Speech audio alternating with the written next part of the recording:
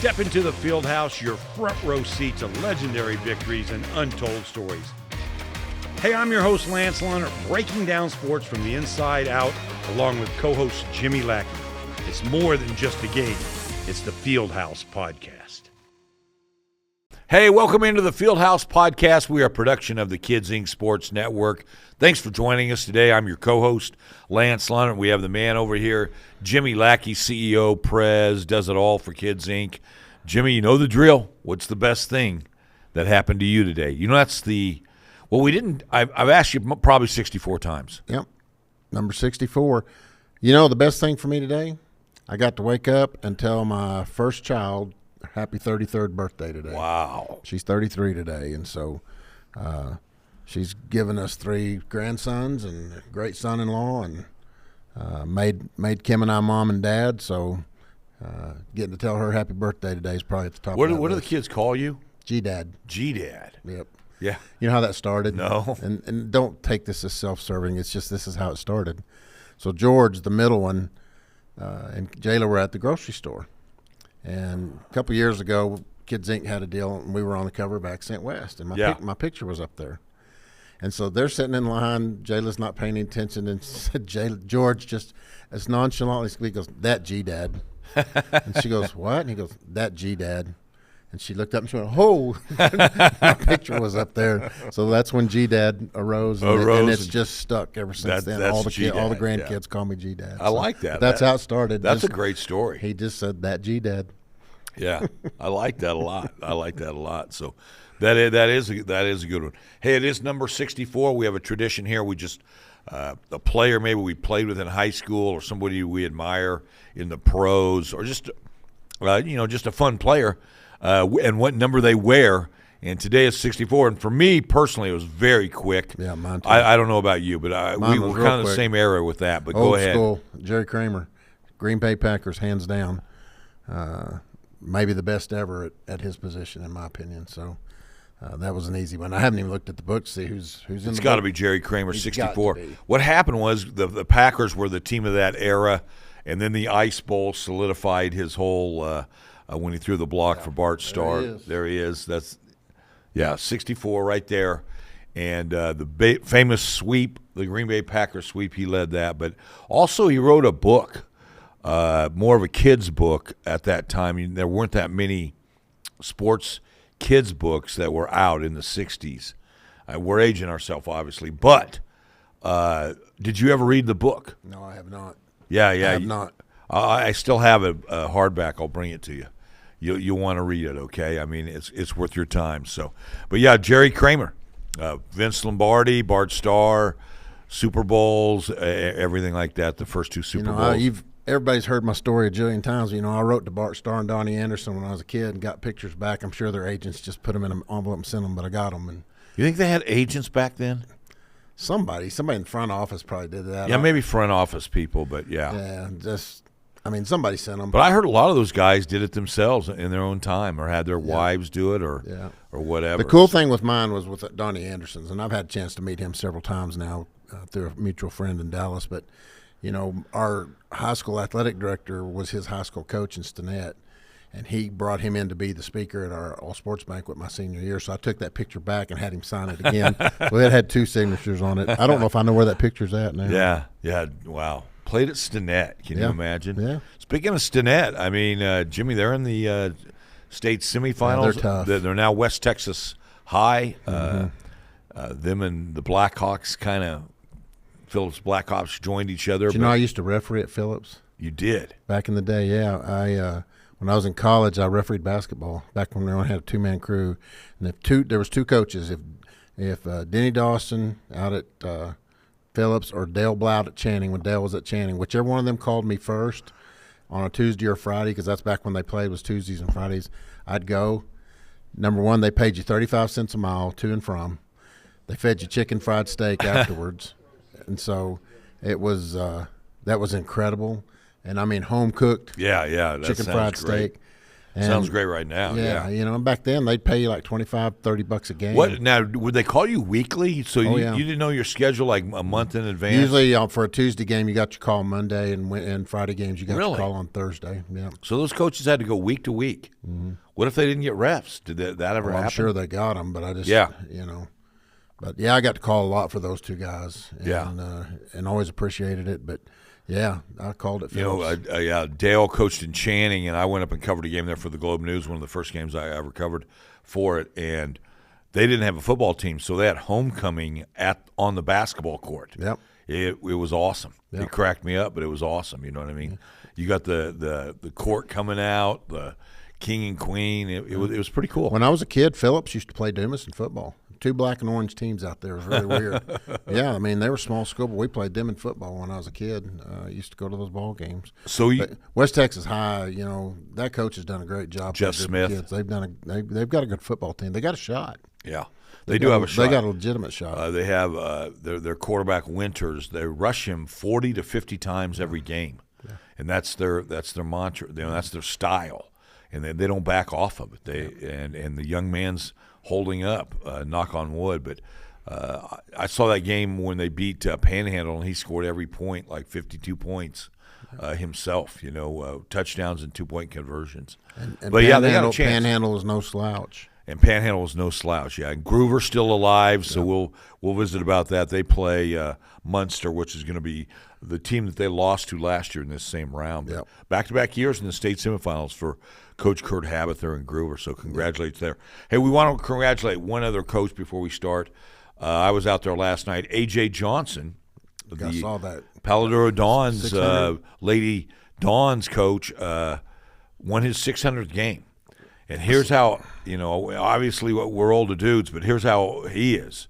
His daughter played on his 300th win and presented him that plaque that the AISD gave him. His granddaughter played on his 600th win. That's cool. And presented him with that plaque. That's awesome. Last night. That's good stuff. Yeah. I will say this, and AISD's not going to mind this.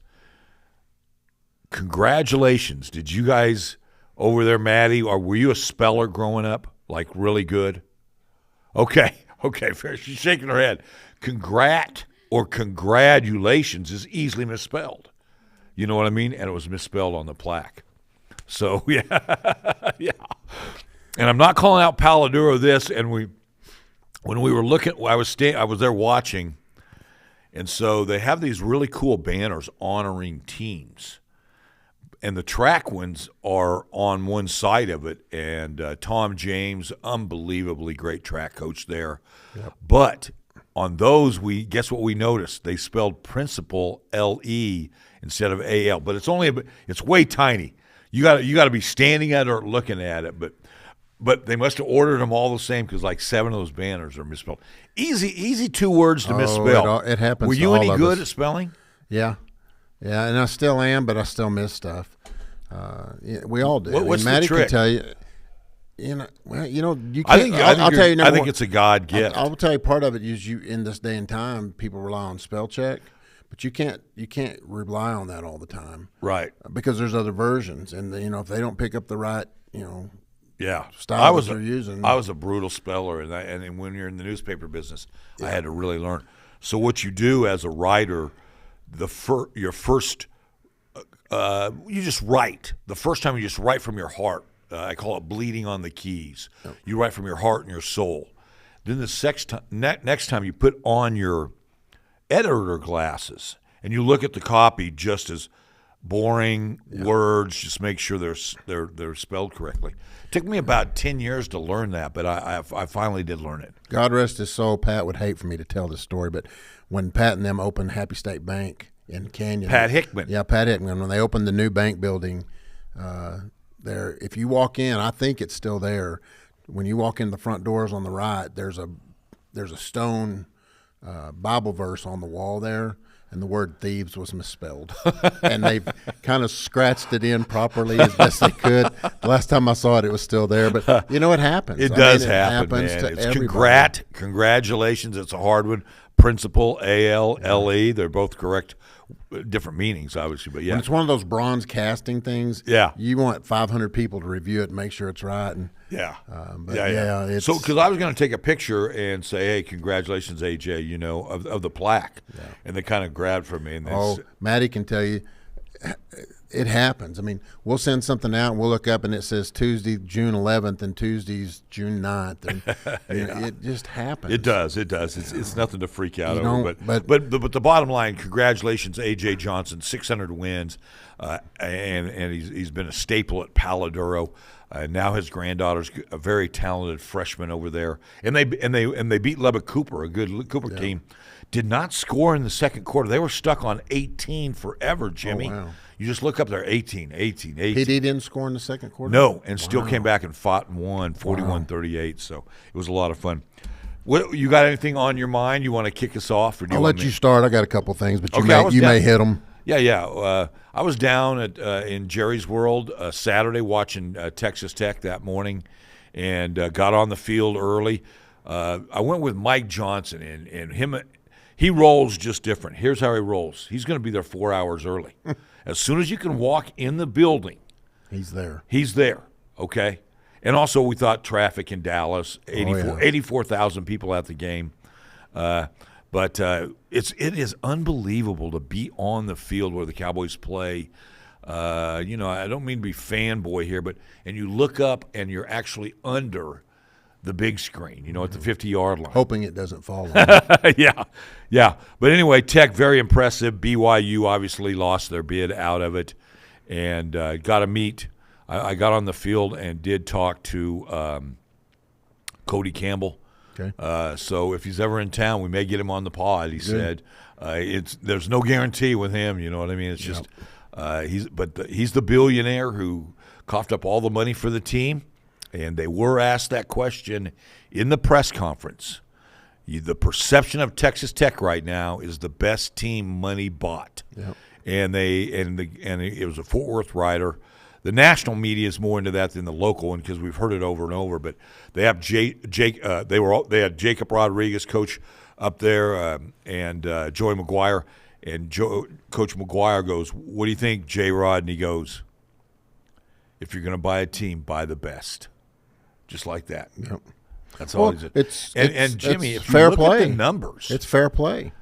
Their highest paid player is Baron Morton, supposedly at $1.7 million a year. Their quarterback. Okay, he's ranked 25th, kind of on the list. Sure. You know what I mean? Tech is like 12th or 13th as far as NIL money. It's not like they're way above everybody else. They're just playing the game. It's called leveling the playing field. SEC's done it forever behind the scenes. How many times have we talked about this? We're going to look up in another year or two, and who are the other schools and those alumni that are going to come out of the woodworks and say, I want our school to be at that level too. It's just keeping up with the Joneses. It's a formula. But it was a lot of fun. And I did get asked a question in the press conference, and I didn't know anybody listened to this. That just goes to my skill at writing now. I got more comments on the question I asked than anything, but they walk in there 80% red. It was insane. Oh, yeah. It was insane. BYU had about 20%. But those guys looked around. They got almost teary-eyed like, this is incredible. Well, did I read it was the largest attended Big 12 championship game? And the college football playoff made a mistake by not putting them in the Cotton Bowl, in my opinion. Yeah. Moving the Cotton Bowl, why not? They're in the Orange Bowl. Yep. Texas Tech will play the winner of Oregon and James Madison. I know. So that's what my question was. So they'll play Oregon. The College Football Playoff Committee. I think this is a really poor performance out of them. Who talks James Madison college football even once this year? Well, let's just put it even better. Let's go. Who had James Madison and Tulane in the college football playoffs in Vegas on August 1st? Yeah, nobody. Yeah. If you put $100 on that one, you're retired for life. And they don't need to be there. See, they want a little bit of the Cinderella story from the basketball March Madness, 64, and I get it. Yeah. There's 64 teams in there. Yeah. So you're going to have with play-ins. Yes, with play-ins. Yeah, you're right. So there's 68. So, but you have those teams there. You don't have that magic when you're picking 12. No. They don't belong there. Yeah. They had great seasons. I love what they do, but they don't belong there. I've been a Notre Dame fan since I was a kid. I want to hear this. Just their own style that Yeah. they've always been. Just I like the uniqueness of Notre Dame, but I've got 3 words for them: join a conference. Yeah. And if conference championships aren't going to mean anything, then do away with conference championships. So that you've got all of this stuff factoring into the deal that you're kind of screwed either way you go. You Notre Dame, you're not in a conference championship. Does that do you any harm or does it do you any good? Some say yes, some say no. They got to fix that. Yeah. You know, I agree. So here's what I did last weekend, and I went and I went on ChatGPT. I said, give me the 40 most successful college football teams over the last 50 years, and it spit them right out. And then I said, give me the top 40 teams ranked as of today, and it spit them out. And I started going in and taking out the duplicates. There's still about 15 left over. Indiana being at the top of that list. For sure. Because they're one of the worst teams in America the last umpteen jillion years until the last couple. But do they belong in those top 40? Tech was the second one on the list. They were ranked next. It's not in that top 40. Navy wasn't in there, but Army was. And so it was interesting. And I saved the document. I'm still playing with it. But my point being is I'm creating 4 regional conferences of these teams. Yeah, that's right now I've got 10 per deal. I'm thinking about making it 11, and here's why. So if it's an 11-team conference, there's 10 games. You play everybody once in your conference. Top 4 make it to the playoffs. Top 4. Yeah. And set your tiebreakers up front. There's not going to be playoff tiebreakers. Here's your here's the tiebreakers, head to head, whatever you want to do is next. And if you have to flip a coin, but they got to figure something out. You know what I mean? It's fun to play with. What if? Yeah, and you're right. I think it's going to be 40 super teams. It's going to be like the NFL. Everybody else will go back to whatever. And if they go to 40, put 10 in a conference. That's 9 games plus playoff games. Yeah, and then you have to find people to play. But yeah, I'm with you. Miami jumping Notre Dame, and I'm not saying this because you're a big Notre Dame fan, but I wouldn't say I'm a big Notre Dame fan. I'm just Jerry saying, Branch is a huge Notre Dame fan. Yeah. But I remember when I was a kid, before going to church, there was a Notre Dame football show on Sunday mornings. Every Sunday morning, you couldn't help but. I was a kid. My dad was a coach, and I watched it. Yeah. So that's how I got to know about Notre Dame. Not that I've been a lifelong fan by any means, but they just have a unique story. And so I followed them. I wouldn't go as far as say I'm a big fan. I do like their coach. I really like their coach. But I couldn't tell you a single player's name on their team. Don't know anything about a pretty them. good running back who's but I couldn't tell you because I don't follow them. Oh, yeah. But I'm just going to say this. Join a conference if they're – The only thing is what they're being measured at throughout the year, Miami was behind them every time. Yep. By the same committee. I agree. Who suddenly 3 days and nobody played. They didn't play. They were sitting at home last weekend. And suddenly Miami is better than Notre Dame. And they've won 10 in a row? Yeah, they've won 10 in a row. But still, why? But all year you voted it that way. You have to vote it the same way. Yeah. I can see where their frustration is. And then, they were just looking to get the Big 12 out of there, just one team. If BYU lost, They gave them their out. Where with Indiana and Ohio State, to your point on the conference championships, they only dropped one. You know what I mean? Because they're losing to the number 2 team. I get it. Yep. I get it. But it is broken, and it's embarrassing this year. It makes no sense. No, there's no common sense on it at all. But Tech will play in the Orange Bowl on, I think it's December 31st in Miami. And I think Zach Thomas is going to be on the sideline. I talked to his brother, Bart, and then it's going to be Oregon, like you said, James Madison winner. But pretty cool that Tech's has a chance to win a national championship. Yeah. I just with a bunch of guys we put down at the first of the year who we thought was going to win it all. Yeah, who'd you have? Had Oregon winning it all. Yeah, me too. And that was before they played Indiana at the beginning of the year. And so I still think they've got a shot. Georgia, in my opinion, right now, they're the strongest team going into I agree. the playoffs. We'll see. Yeah. But I'm not going to bet against Lanning. I don't ever like to bet against Alabama either. Yeah. It depends on which. I don't which think they'll side get of the by A&M even. I mean, sends- well, they'll get by OU. Sorry, it's OU. They'll get by OU. Yeah. Our guy Ben's got to get that offense going. They all got to get up on the right side of the bed each day. Yeah, Alabama does. So we had the Heisman vote. Came in. The ballots arrived on Saturday officially, and you could start voting at 5 o'clock, and then they ended Monday at 5, and I got mine in on Sunday. So I went. They have the 4 people at New York, so they don't mind us telling now, who we voted for. So I went Mendoza, Indiana quarterback. I think he's the best player. I went Jacob Rodriguez, okay? And here's my reasoning, Jimmy. There wasn't that one Heisman guy this year, just the dominant, this guy is it. Nope. A run, I agree. A Bo Jackson or whatever, you know what I mean? agree. A Herschel Walker. And so but we did have the best defensive player in America in Jacob Rodriguez this year, I agree. number-wise. Statistics show it. So I put him in there. And then I went Diego Pavia. When have you ever talked about Vanderbilt football? And I don't enjoy his character off the field. I think he's way too cocky for my taste, way too, kind of a troublemaker type guy. But on the field, he plays the game I love to watch. He's a little Manziel-ish. Yeah. He is. Way to call it. I mean, he's got a little. But I love Manziel. watching him play the game Yeah. because he fights, he claws, he makes plays when it looks like it's, hey, no way he can do this, and he makes that third down. But that's the way I went.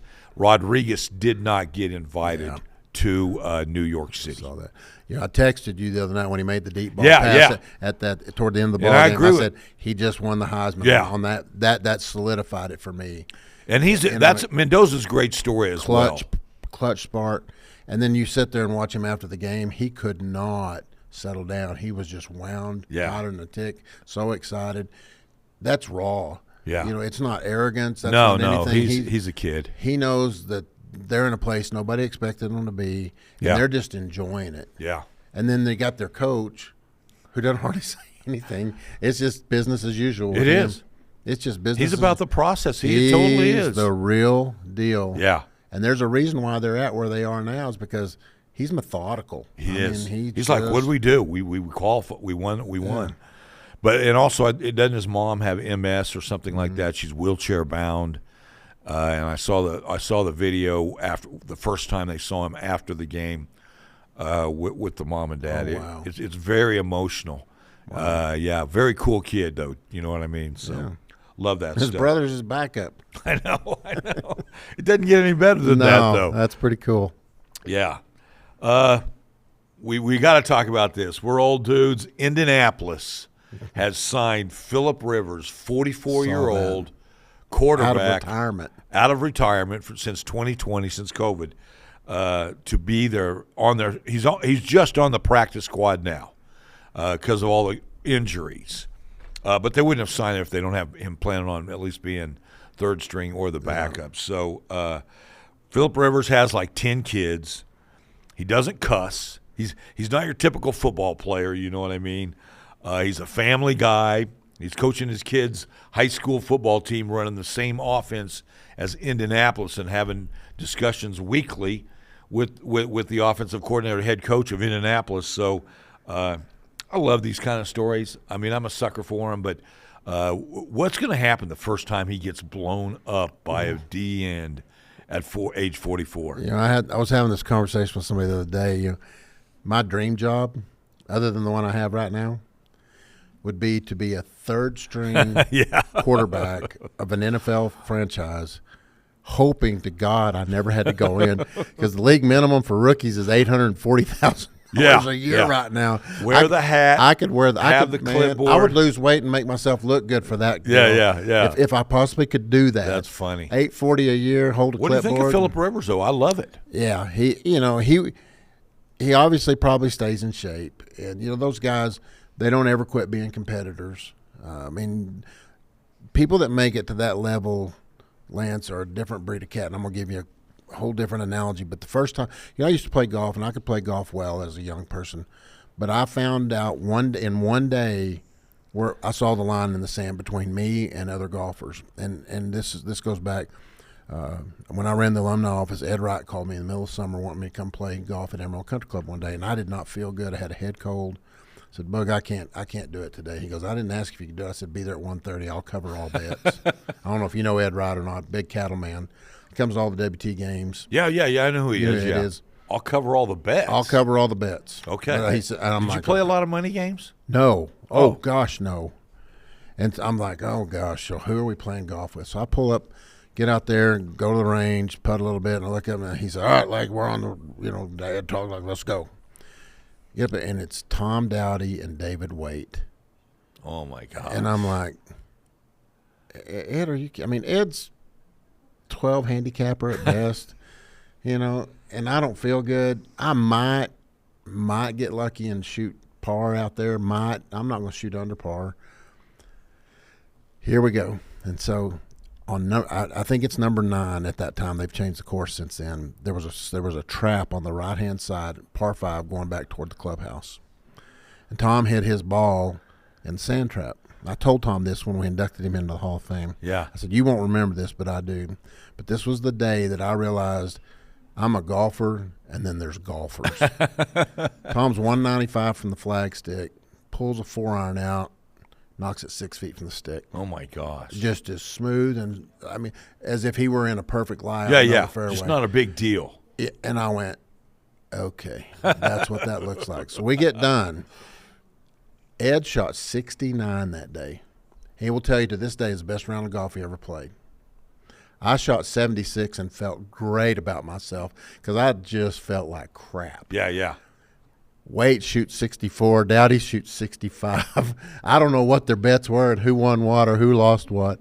I was just glad to get in the truck and leave that day. Played with 3 guys shot in the 60s. They all shot in the 60s that day. 76 is awesome, But Jimmy. to sit there and watch 2 guys, particularly Dowdy. David Waite was a good golfer too, commodities broker guy. But to get a chance to play with Tom Dowdy one round and watch him for 18 holes, I was never that kind of golfer. Yeah, I watched him win some TOCs over the time. I was never that kind of golfer. And I used to think I was a pretty decent golfer until that day. Yeah. And, man, I was humbled. Yeah. I was not That's in that. awesome, I wasn't in that league. Tom I said, how do you deal with the wind here in the Panhandle? He goes, Lance, you just hit it below the trees. Like I can do that. I can't even come close to that. Like, just hit it below the trees when it's really windy. And I'm like, yep. Okay, whatever. Yeah. But anyway, and Phillip Rivers, you think is that breed? That's my point. Is they're just in it. They're at a different level. They play at a different gear. Yeah, and he's a funny guy than the average. If you've seen the videos of him, he's always giving somebody a hard time, but doesn't cuss. Yeah. Where everybody's just dropping F-bombs around him. He's just smiling and having a good time. But he had a great career. I don't mind it. Here's the one thing. When you're on, he is in the semifinals for the Hall of Fame this year. Okay, He's eligible. As a practice squad member, he's okay. But once if he's signed to the roster after that, he's got to go back on the 5-year wait. So isn't that interesting? Wow. But he made the semifinal vote this year. Wow, I like stories like this. I tell any kid until they tell you can't do it anymore, then don't do it. It's like the Alex Smith story. If that's your passion, I don't care if you're playing, slow pitch softball and you want to continue to do it, go do it. You know what I mean? Here's the deal. He knows what he's stepping into. Oh yeah, totally. He knows totally. But if you're a young quarterback like they've got a couple, how cool would that be? Yeah. You got a non-ego guy in the room with you, and he's got an mentor. ego obviously, but not. In this case, where I'm going to help you guys out. What a mentor. I love it, and I can't wait till we see a 44-year-old take a snap in a NFL game. Yeah. And it's going to happen, I promise you. Yeah. They wouldn't have him up there if they weren't going to play him a little bit. I hate that it's going to tick him back another 5 years, but hey, you only get to go around the world once. I just had one more thing today, man. Jeff Kent went into the Baseball Hall of Fame. It's called the Contemporary Baseball Era Committee. And that means once you you have like 10 years to make it on the regular voting, and then they vote one other person in, or actually they have votes, and if you're on, as I understand it, on 12 of the 16 ballots, you get in. He's the only one that was on. He was on 14 of the ballots. Wow. Yeah, it's a committee who does the 16. Barry Bonds didn't make it. Okay, was on like 5 or fewer ballots. Roger Clemens didn't make it. So this is their first year on this side of the voting of the Hall of Fame. Don Mattingly's on that list, didn't make it. He's an MVP. Dale Murphy's on that list. He's an MVP. Gary Sheffield had 509 homers. He didn't make it. Wow. Fernando Valenzuela had 5 or fewer votes. You know, he was the phenomenon of the Dodgers for so long. So it's tough. I will give MLB credit. I mean, they make it really hard to get in. But your all-time home run hitter, Barry Bonds, your all-time hits leader, Pete Rose, and a 354-game winner, Roger Clemens. They have to be in the Hall of Fame. I don't care if you make half their plaque look like they're jerks or steroid abusers or whatever, Jimmy.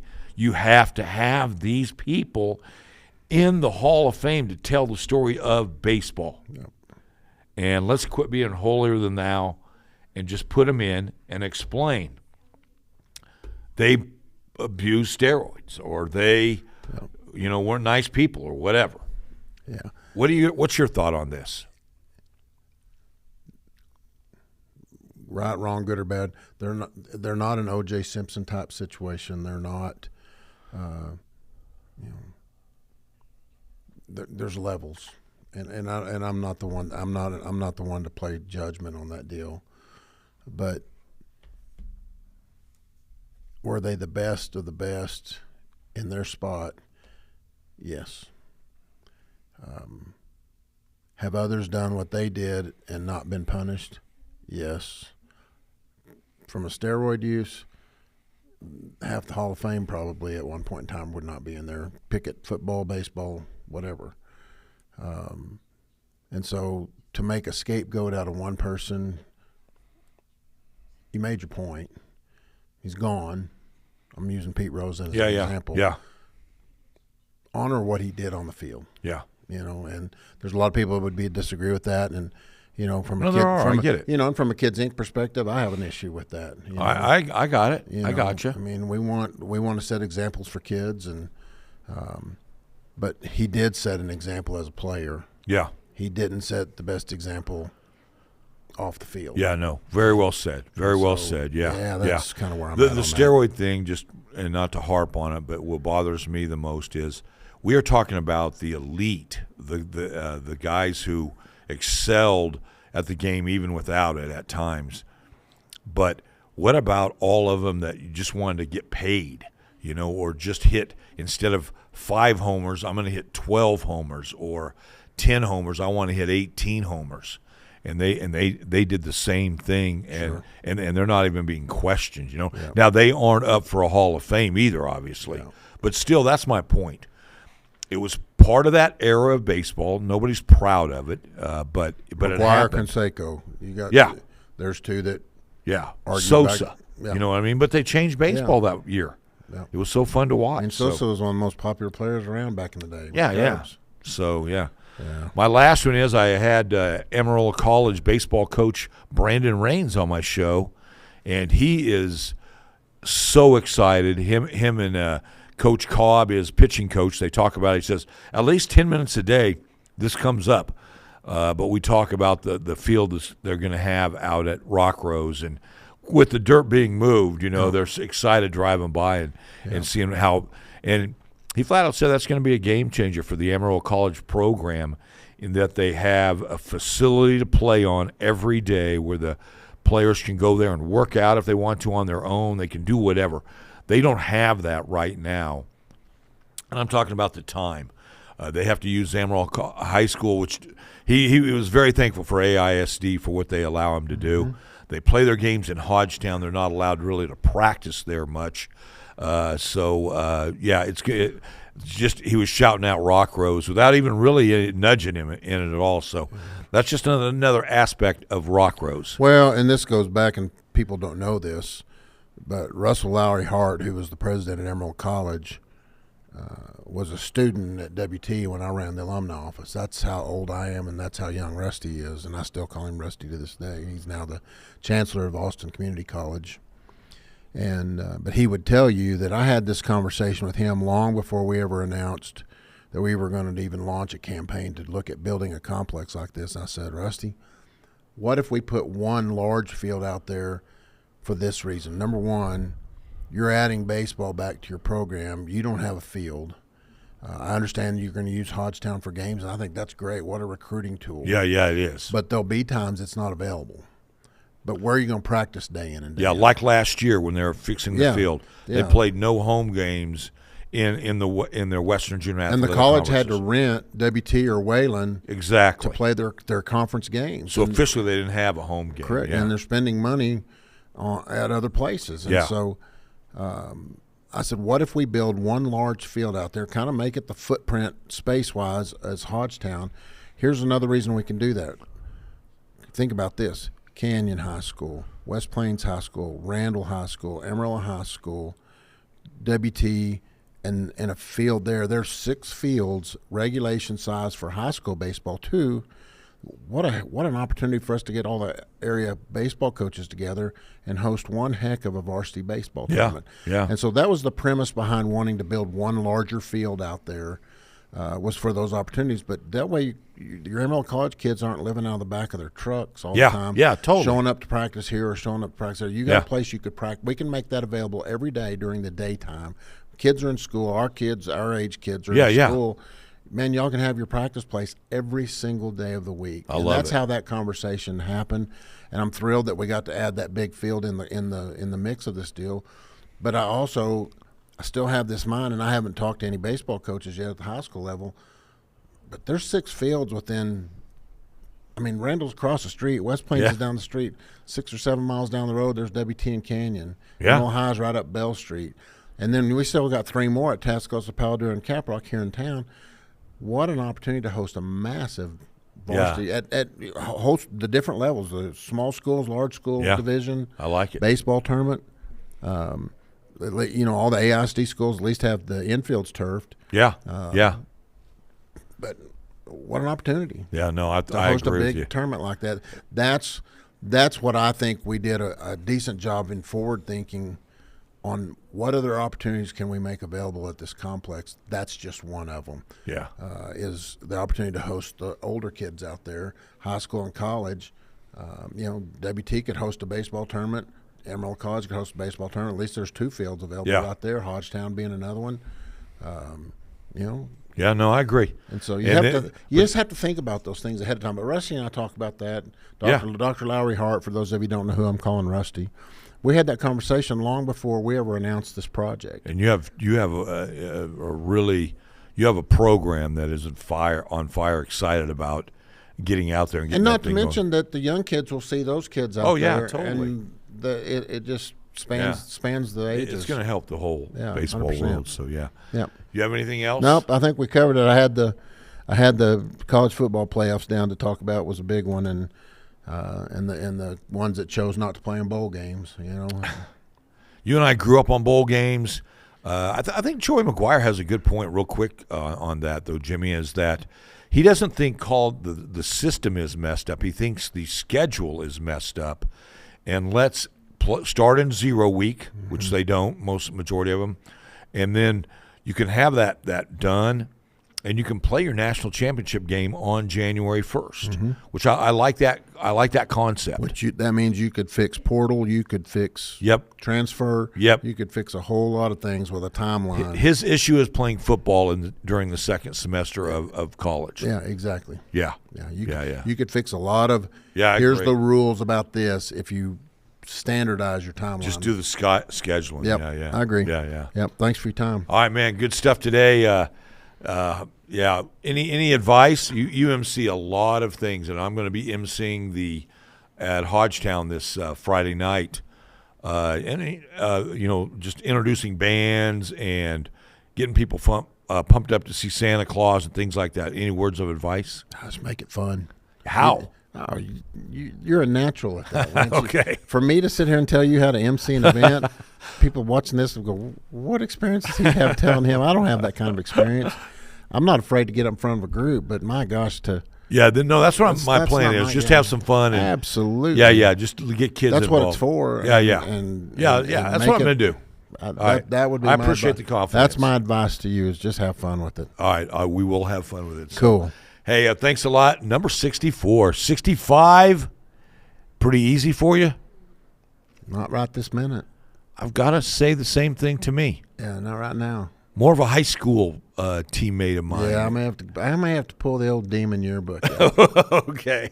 Hey, thanks for joining us today. We are a production of the Kids Inc. Sports Network. This is the Fieldhouse Podcast. As always, Jimmy, great stuff. And like I like to say, we'll see you when we see you.